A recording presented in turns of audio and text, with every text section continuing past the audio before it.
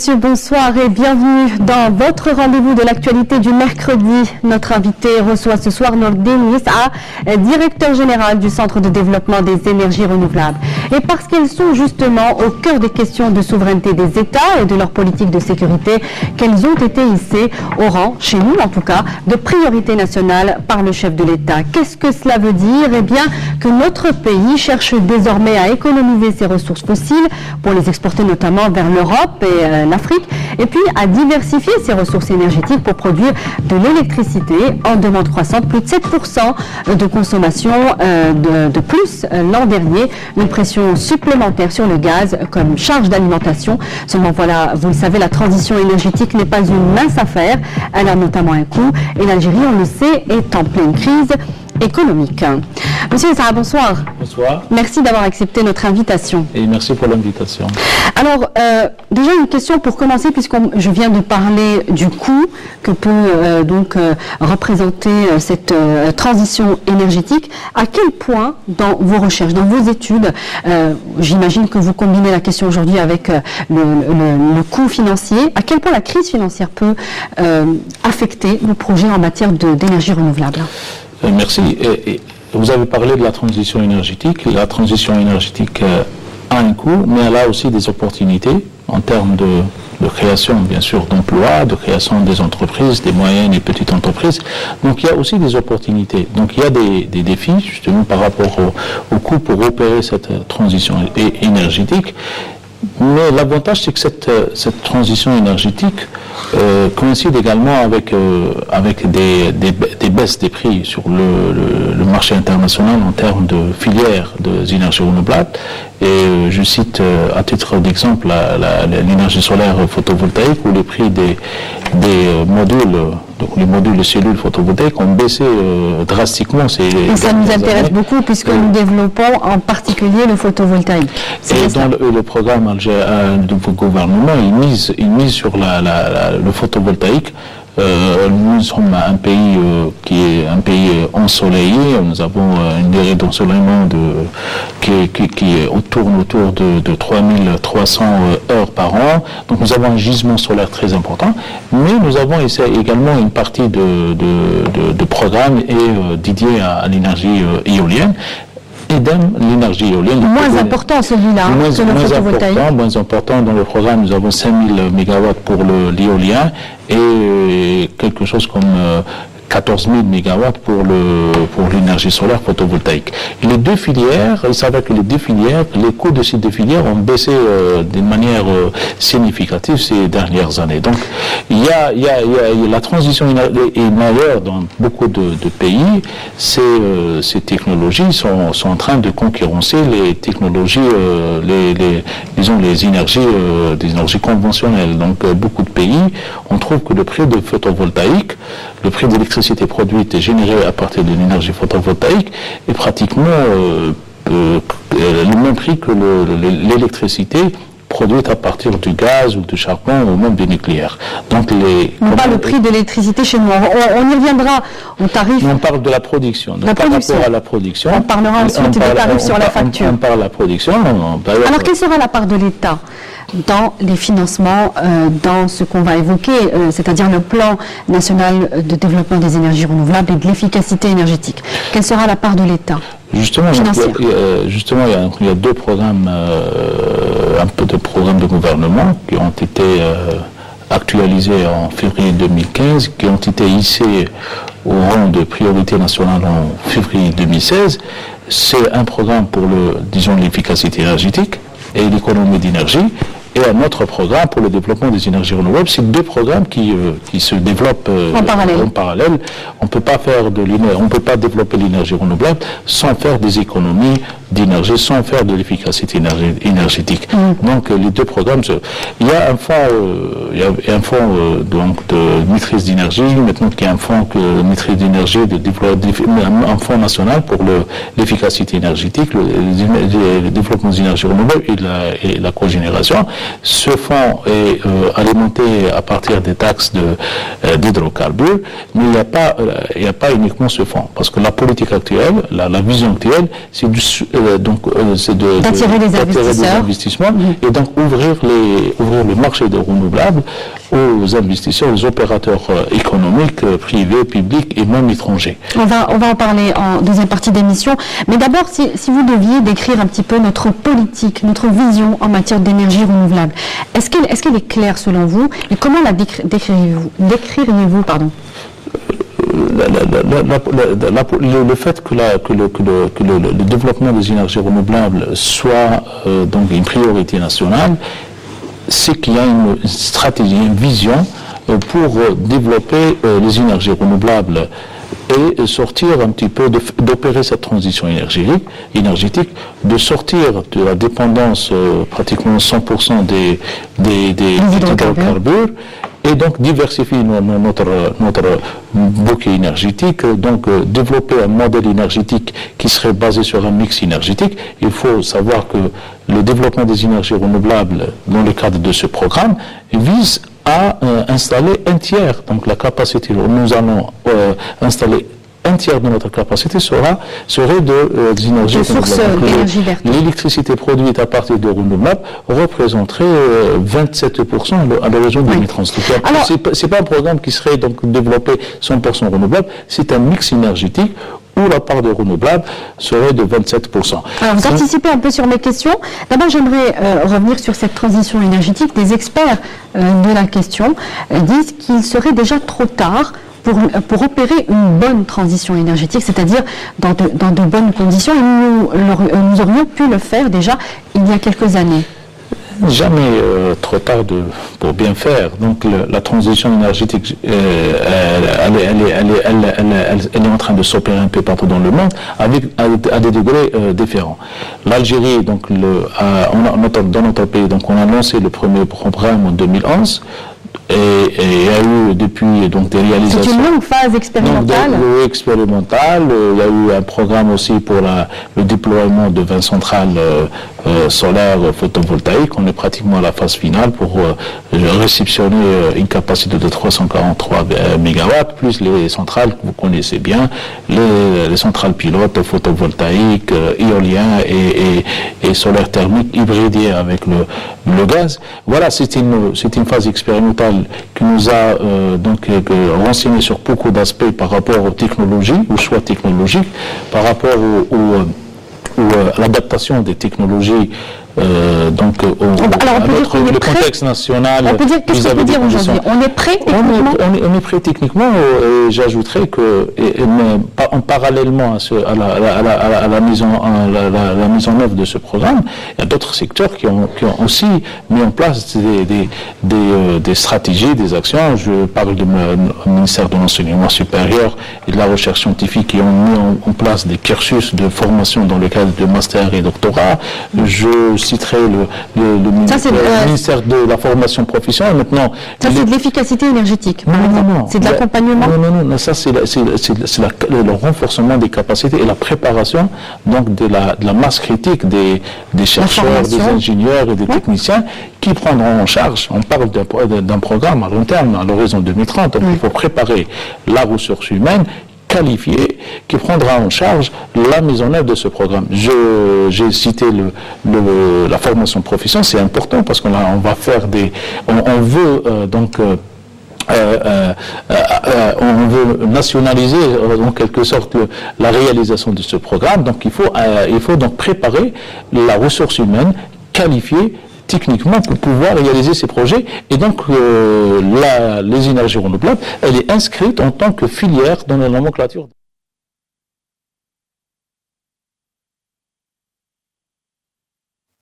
Allahu Akbar, Allahu Akbar. Ashhadu an la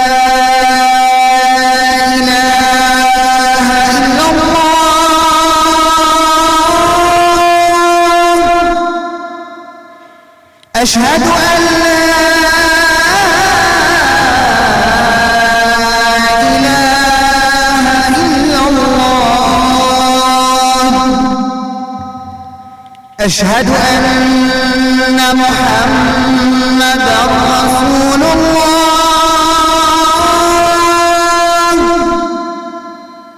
أشهد أن محمدا رسول الله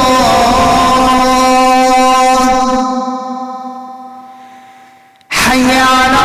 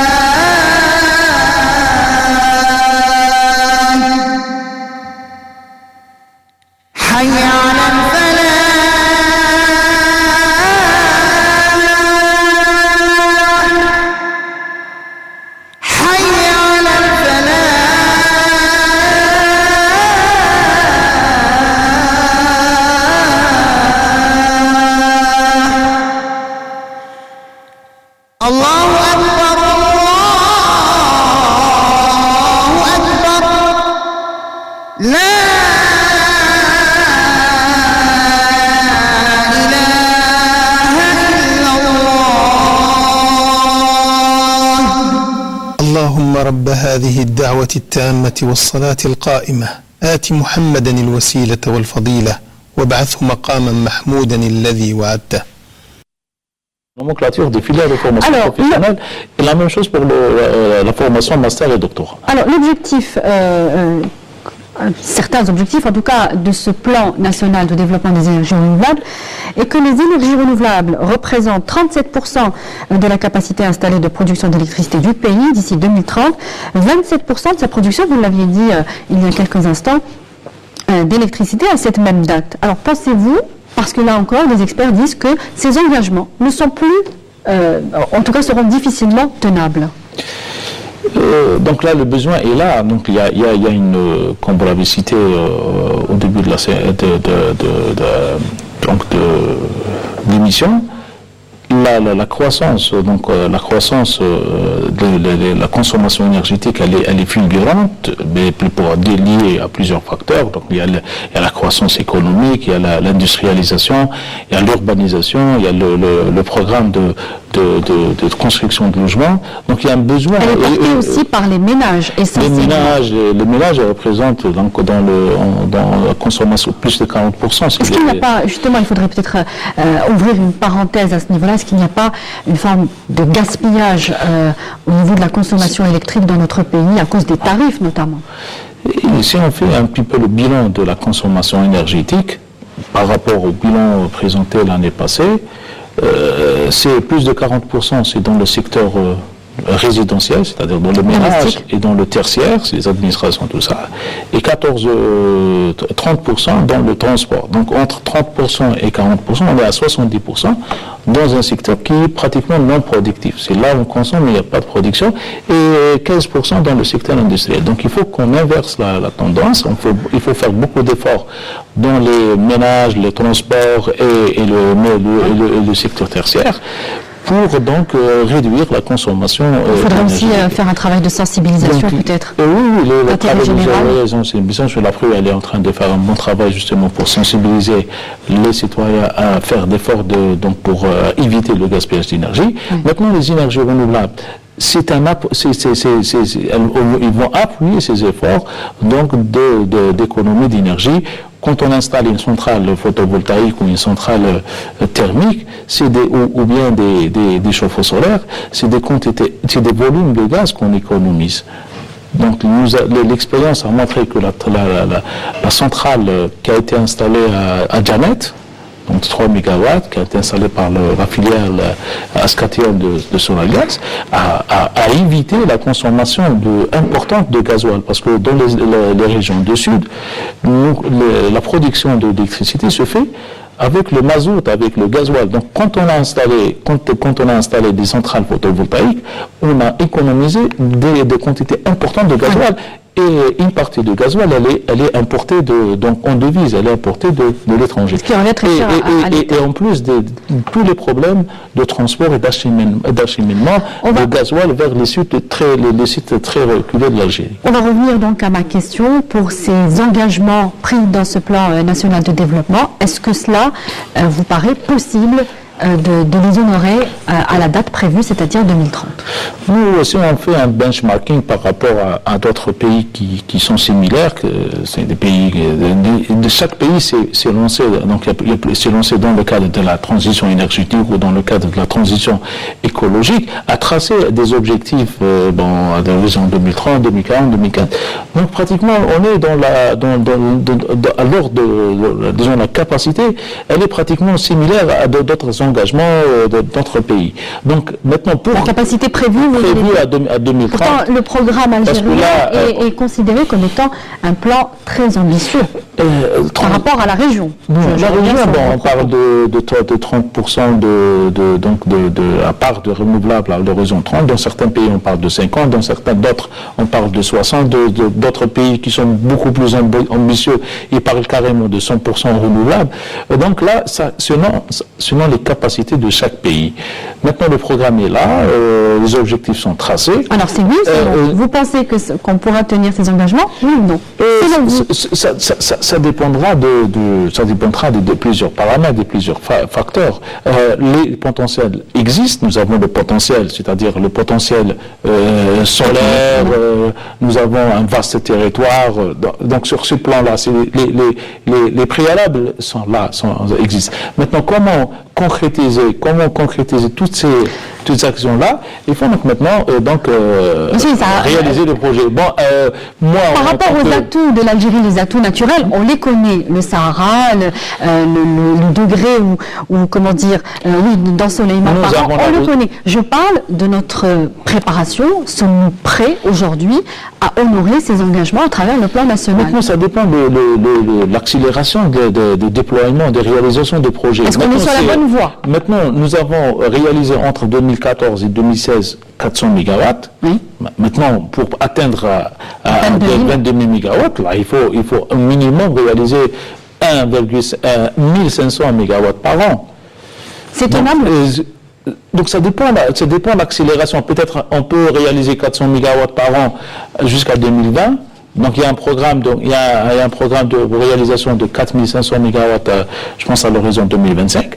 Maintenant pour compléter soit l'échéance, on va pousser l'échéance au lieu de 2030, on va pousser à 2035 ou 2040, soit il faut carrément accélérer la cadence de réalisation. Donc vous dites aujourd'hui qu'il est difficilement, que ces engagements sont difficilement tenables, vu peut-être les retards qu'on a pu accumuler. Mais non, mais là, ça dépendra de la cadence de la réalisation. Oui, j'ai bien compris qu'il faudra une accélération pour atteindre ces objectifs. On mettra un cadre qui attirerait les investisseurs et que les investisseurs, que ce soit privés algériens ou étrangers ou bien un joint venture ou consortium, et si donc ils s'engagent à mettre tous les moyens justement pour accélérer la réalisation.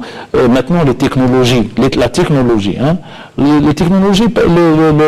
ils sont disponibles pour réaliser dans certains pays, on réalise des projets, des méga projets dans un laps de temps très réduit. Maintenant, là, il faut mettre donc les moyens pour atteindre ces objectifs. L'objectif, il est réalisable. Concernant la Suède, par exemple, je sais qu'il n'y a aucun point de comparaison entre la Suède et l'Algérie pour plusieurs raisons, notamment au niveau de la géographie. Mais d'ici 2040, vous avez la Suède qui annonce que tous ses besoins en matière d'électricité, c'est-à-dire à 100%, seront couverts par les énergies renouvelables. Qu'est-ce que cela vous avez donné un exemple d'un pays qui est très engagé par rapport aux problématiques des changements climatiques, par rapport. C'est là la motivation pour eux, c'est de réduire les émissions de gaz à effet de serre à 100%, et donc il faut opérer une transition énergétique. Bon, là, ils ont des moyens dans l'hydroélectricité, dans la biomasse, dans l'éolien, le nucléaire. Donc c'est un bouquet énergétique. Mais ils ont déjà dépassé les objectifs de l'Union européenne de 20. Ça fait très longtemps, c'est vrai qu'ils sont dans le domaine. La fameuse formule de 20% de renouvelables, de 20% d'efficacité énergétique et 20% de réduction des émissions de gaz à effet de serre. Alors, pour nous, horizon 2020. Oui. Pour nous, qu'est-ce que 22 000 mégawatts concrètement dans le pays? Qu'est-ce que ça va changer en matière d'énergie, d'électricité? C'est un modèle énergétique pratiquement qui va changer parce que là, on va déployer d'une manière intensive donc les réalisations des photovoltaïques. C'est des centrales, c'est des champs photovoltaïques on parle de 14 000 mégawatts. Donc c'est des champs des photovoltaïques, on parle de 5 000 mégawatts d'éoliennes. Donc c'est des fermes éoliennes, c'est des parcs éoliens qu'on va installer. Il y a aussi la biomasse. Donc là, il faut réfléchir, il faut mettre des stratégies pour transformer nos déchets, notamment domestiques et les déchets organiques fermentescibles en gaz méthane, en biométhane, en biogaz, et d'utiliser soit pour le chauffage, soit pour le transport, soit pour la production d'électricité. Il y a la géothermie. Nous avons recensé plus de 250 sources géothermiques qu'il faut exploiter.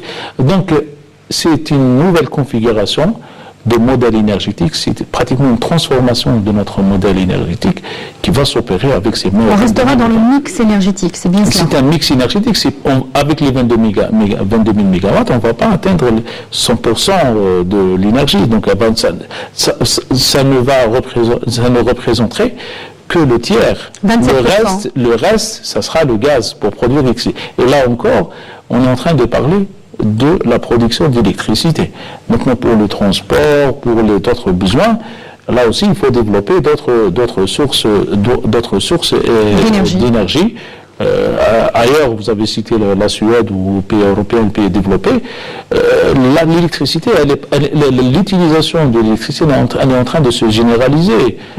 Donc, c'est même dans le transport, on est en train les grandes marques automobiles, maintenant, ils sont en train de développer des modèles pour les véhicules électriques, les moteurs hybrides et tout ça. Alors, l'annonce de la réalisation prochaine de ce méga projet de type photovoltaïque de 4000 mégawatts, c'est un peu ce que vous dites, c'est l'accélération de la cadence au niveau de ce domaine. L'État compte un peu sur le privé, elle ne l'a pas caché, pour financer ces investissements. Quels sont les principaux avantages aujourd'hui pour donc inciter les investisseurs, notamment locaux, pour se lancer dans cette aventure? Le ministère de l'Énergie qui est chargé de ce programme, donc il est en train de préparer justement les dossiers. Je pense que ça va être un appel d'offres. Donc ils sont en train de préparer les cahiers de charges justement pour répondre à ces offres. Et là aussi, ils sont en train de définir, d'identifier les sites qui seront éligibles à la réalisation de ce programme de 4000 MW. Donc il y aura des facilitations aux investisseurs pour l'accès au foncier, donc au terrain pour la réalisation du projet. Donc c'est pas à l'investisseur de faire les démarches auprès des collectivités locales, auprès des wilayas pour bénéficier du terrain. Je pense que dans le cadre de ce programme, il y aura directement, donc il y aura une sorte de cartographie des sites qui abriteront, qui seront qui vont être le site choisi pour le déploiement de ce. Quels seront selon vous les partenaires étrangers qui pourraient être intéressés par ce méga projet? 4000 MW, c'est pas rien. C'est un programme qui est ouvert à tous les investisseurs.